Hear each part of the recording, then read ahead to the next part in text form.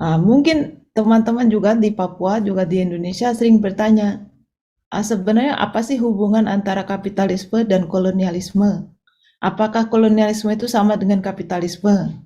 Atau dia dong dua itu beda? Nah, jadi saya ingin mungkin memberi semacam klarifikasi konseptual bahwa kapitalisme yang kita lihat tadi adalah sistem politik dan ekonomi. Banyak orang bilang itu sistem yang global, tapi sebenarnya juga banyak juga tempat-tempat atau masyarakat yang sebenarnya tidak menggunakan sistem kapitalisme. Tapi karena kapitalisme ini bersifat global dan banyak pihak ingin menyebarkannya, kita harus melihat bagaimana kapitalisme ini berkembang ke seluruh dunia. Ada berbagai teori yang bisa kita pelajari untuk melihat bagaimana kapitalisme ini menyebar ke seluruh dunia. Teori pertama ini biasanya dipercaya oleh orang-orang yang percaya dengan pasar, yang melihat kapitalisme sebagai sesuatu yang bagus. Mereka bilang bahwa kapitalisme itu menyebar melalui perdagangan bebas dan diperkenalkannya hak milik pribadi ke wilayah non-Eropa oleh para pedagang. Jadi dari Eropa ke seluruh dunia itu kapitalisme menyebar karena perdagangan, jadi tidak ada kekerasannya. Di situ misalnya melalui kerjasama, perdagangan, dan sebagainya. Itu teori pertama. Itu untuk orang-orang yang percaya bahwa kapitalisme itu baik. Kedua,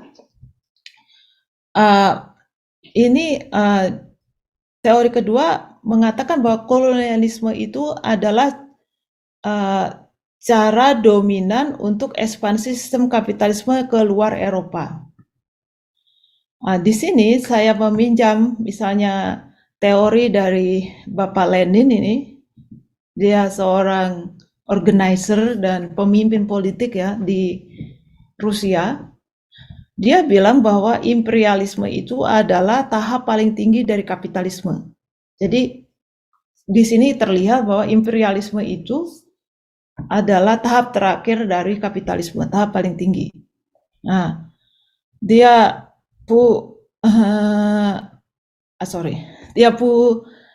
argumen itu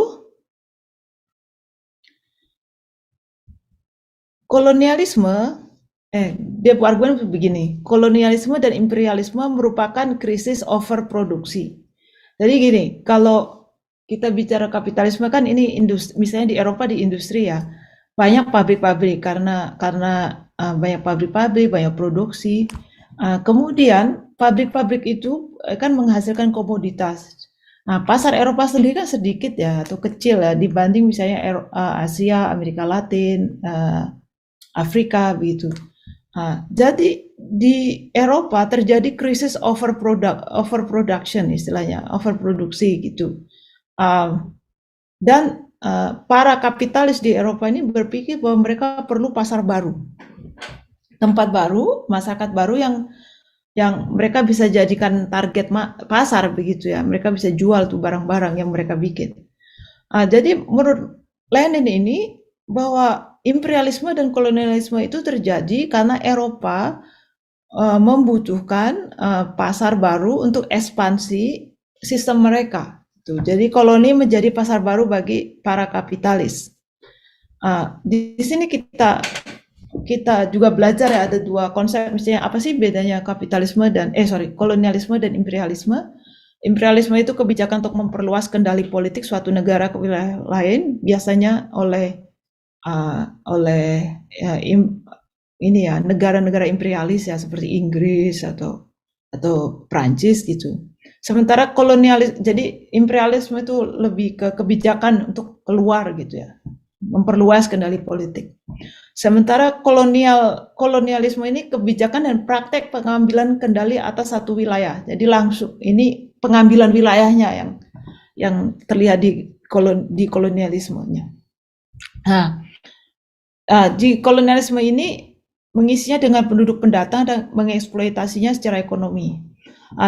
Jadi gini, bagi Lenin sepertinya imperialisme itu kapitalisme juga gitu, tapi dia tahap terakhir nih, tahap paling tinggi ini dari kapitalisme. Jadi bagi dia kolonialisme dan imperialisme itu berfungsi untuk memperkuat kapitalisme di Eropa, yaitu dengan memberi pasar baru. Gitu.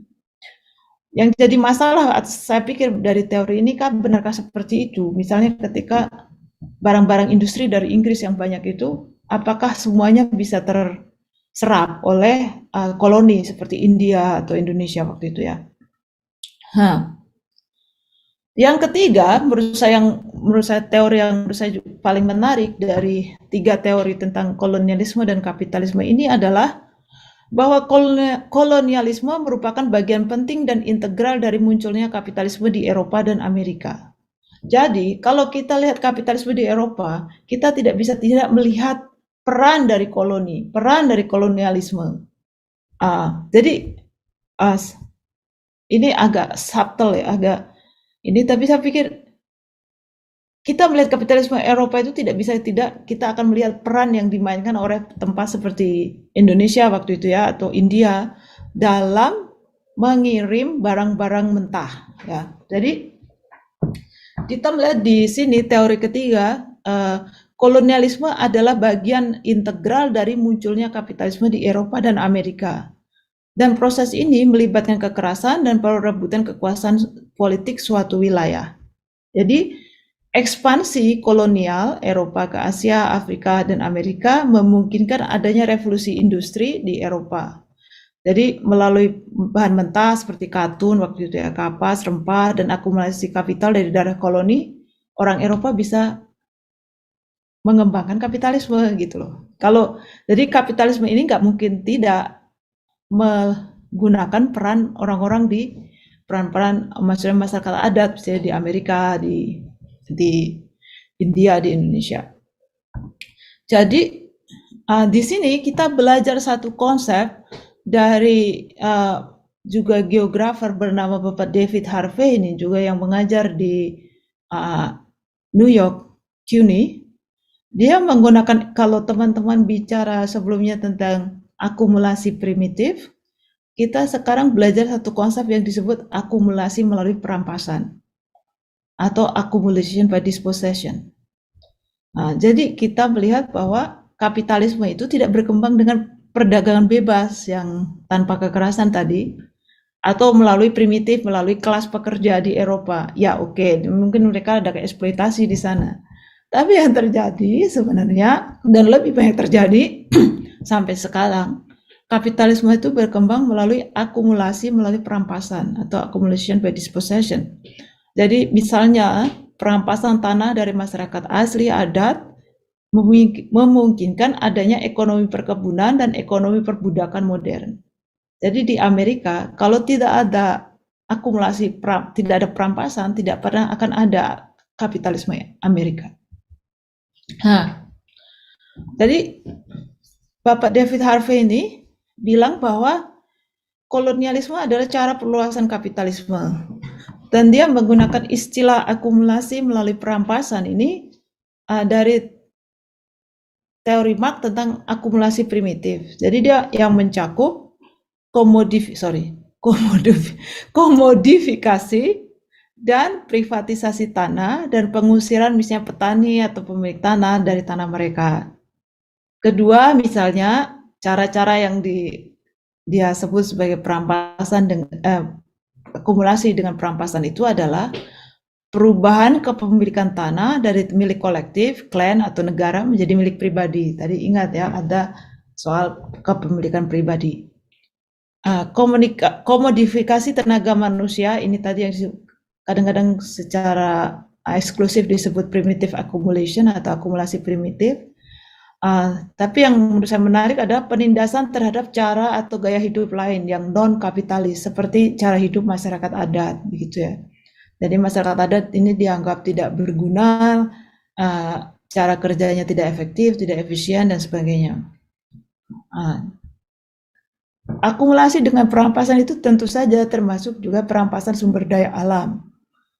Tanah, emas, ini ya banyak ya kekayaan alam yang diambil.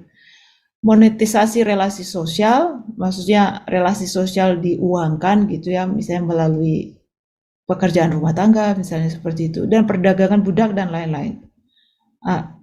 Ini sepertinya agak abstrak, tapi kita bisa lihat dari kasus Amerika Serikat, di mana saya berada sekarang.